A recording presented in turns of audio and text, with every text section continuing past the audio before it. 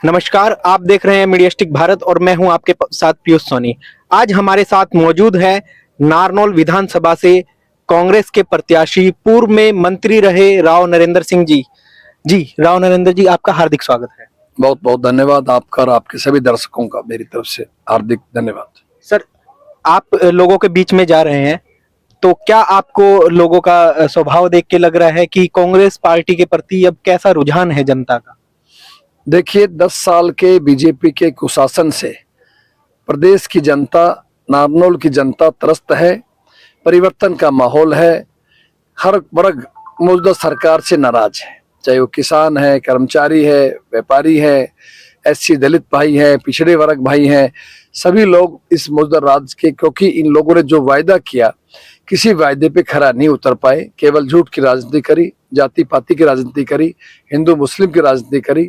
अब जनता इनके असली स्वरूप को पहचान चुकी है और जिस तरह लोकसभा के अंदर कांग्रेस को बहुमत मिला, हरियाणा में कम से कम 5 सीटें आई, कुछ सीटें हमारी कम मार्जिन से रह गई, लेकिन लोगों के उत्साह का पता लगा। अब विधानसभा चुनाव के अंदर एक तरह का, मैं कहूँ, हरियाणा के लोगों ने अपना मन बना लिया है और आने वाला समय में राज कांग्रेस पार्टी का बनाएंगे। जैसे कांग्रेस पार्टी ने अपने घोषणा पत्र में बहुत सारे वायदे किए हैं, तो क्या जनता को ये विश्वास हुआ कि कांग्रेस पार्टी जो वायदे किए हैं वो पूरे करने वाली है? देखिए, कांग्रेस का घोषणा पत्र गीता के समान पवित्र है। जो कहती है वो करती है। जहां जहां हमारी सरकार है, चाहे वो हिमाचल है, कर्नाटक है, तेलंगाना है या राजस्थान थी, मध्य प्रदेश था, हर जगह हमने जो वादा किया वो पूरा किया। कभी गलत वादा कांग्रेस नहीं करती। जो नहीं होने लायक है मना कर देते हैं, लेकिन पहले हम सिस्टम बैठाते हैं, किस तरह से व्यवस्था कहाँ से आएगा, आर्थिक स्थिति कैसी, कहाँ प्रदेश के ऊपर कैसा रहेगा, वो सब फैसला करने के बाद ही घोषणाएं की जाती है। और निश्चित रूप से घोषणा वो है जो किसान को, गरीब को, मजदूर को, हर वर्ग को जरूरत है, तो वही चीजें सरकार देना चाहती है। जैसे नारनौल की अगर बात करें तो नारनौल शहर में सैनी समाज के वोट बहुत ज्यादा हैं। तो और जैसे ही नायब सैनी जी आए, भारती सैनी ने अपना नामांकन किया था और नायब सैनी जी आए तो उन्होंने नामांकन वापस लिया, तो किस नजर से देखते हैं कि जो सैनी वोटर है वो किस तरफ जाएगा? देखिए, वैसे तो हम राजनेताओं के लिए छत्तीस बिरादरी समान होती है, लेकिन पर्टिकुलरली आपने विशेष रूप से एक सैनी समाज के भाइयों की बात करी है। देखिए, अब सैनी समाज का कोई उम्मीदवार पार्टी की तरफ से नहीं खड़ा हुआ, इसलिए ये समाज आज आजाद है।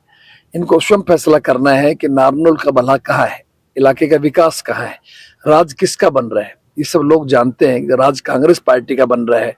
और मेरा 5 साल का कार्यकाल बतौर विधायक मंत्री, नारनौल के भाइयों ने, सैनी समाज के भाइयों ने देखा है मेरा व्यवहार, मेरा आचरण, मेरा काम। तो मैं ये समझता हूँ कि सैनी समाज निश्चित रूप से मेरे कार्य को देखते हुए अपना पूरा समर्थन, सहयोग और अपना आशीर्वाद मेरे को देंगे। अगर जनता आपको आशीर्वाद देती है तो कौन से ऐसे काम है जो आप करवाने वाले हैं अगले 5 साल में? क्या आपने रोड मैप तैयार किया? देखिए, मैं जरूर चाहूंगा, जहां तक घोषणाओं का सवाल है, आपको मालूम है जो घोषणा हुई है वो तो हम करेंगे ही करेंगे। उसके अलावा मैं चाहता हूं इस इलाके के अंदर एक तो औद्योगिक सेंटर, आईएमटी कोई बनाया जाए, ताकि हमारा नौजवान जो प्राइवेट क्षेत्र नौकरी करना चाहता है उसको दूसरे बाहर नहीं भागना पड़े, कहीं गुड़गांव, रेवाड़ी, धारूहेड़ा, भिवाड़ी, निमराना आदि। नारनौल और आसपास हमारे औद्योगिक सेंटर, आईएमटी होना चाहिए हमारे इलाके के अंदर, जिले के अंदर। दूसरा, ये भी मैं चाहता हूं कि नौजवान आज पढ़ लिखने के बाद में कोचिंग करने के लिए कोई दिल्ली जाता है, कोटा जाता है, सीकर जाता है। मेरा आर्थिक इच्छा है कि सरकार बनने के बाद में जिला हेडक्वार्टर नारनौल के अंदर एक ऐसी व्यवस्था कराएं जहां गरीब का, किसान का, मजदूर का बेटा कोचिंग लेकर के बड़ा अधिकारी बन सके, अफसर बन सके। ये मेरी एक हार्दिक सोच है। मैं ये भी चाहता हूं कि बेरोजगारी बहुत जाता है प्रदेश में, पूरे देश में 1 नंबर पे हरियाणा बेरोजगार है, इसलिए इस इलाके के नौजवान भाइयों के लिए कुछ किया जाए ताकि उनको फायदा मिल सके। हम ये भी चाहते हैं यहाँ का किसान जो है उसको पूरा एमएसपी मिलना चाहिए। किसान का एमएसपी का भाव मिलेगा, कांग्रेस उसकी गारंटी देती है। मैं ये भी चाहता हूँ कि ऐसे दलित भाइयों का, जिनकी सभी सुविधाएं सरकार ने खत्म कर दी, बीजेपी सरकार ने, कि हमारे आने के बाद में, समय आने पर हम इनको दोबारा 100-100 गज के प्लॉट दें, छत दें, उनको 2 कमरे बना करके, रसोई बाथरूम बना के पार्टी देवे इनको। और जो है इस तरह से, और वजीफा वगैरह जो भी घोषणाएं पहले कांग्रेस टाइम में थी वो दोबारा लागू की जाए, जो बीजेपी ने बंद कर रखी है। हरियाणा में आप कांग्रेस की 90 में से कितनी सीटें मानते हैं कि कांग्रेस पार्टी को मिल जाएंगी?